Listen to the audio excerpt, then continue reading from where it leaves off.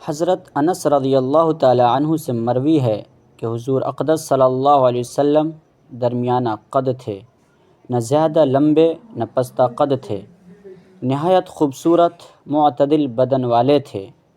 حضور صلی اللہ علیہ وسلم کے بال نہ بالکل پیچیدہ تھے نہ بالکل سیدھے، بلکہ تھوڑی سی پیچیدگی اور گھنگریالا پن تھا۔ نیز آپ گندمی رنگ کے تھے۔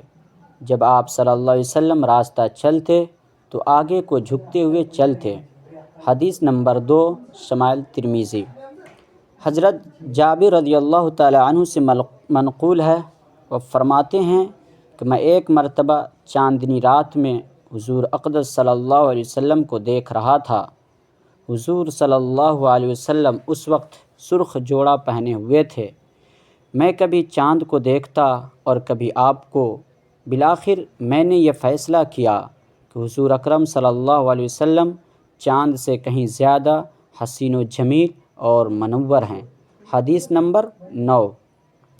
عبداللہ ابن عباس رضی اللہ تعالی عنہ فرماتے ہیں کہ حضور اقدس صلی اللہ علیہ وسلم کے اگلے دانت مبارک کچھ کشادہ تھے، یعنی ان میں کسی قدر فاصلہ تھا، گنجان نہ تھے۔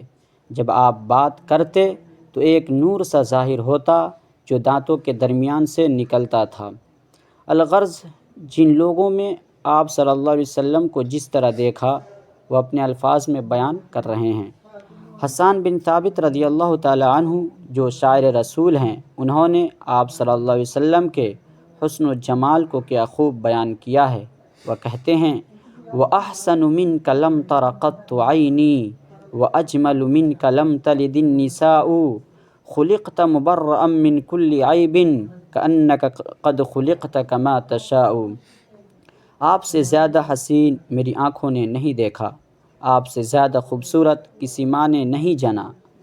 آپ ہر عیب سے پاک پیدا کیے گئے ہیں، آپ اپنی چاہت کے مطابق پیدا کیے گئے ہیں۔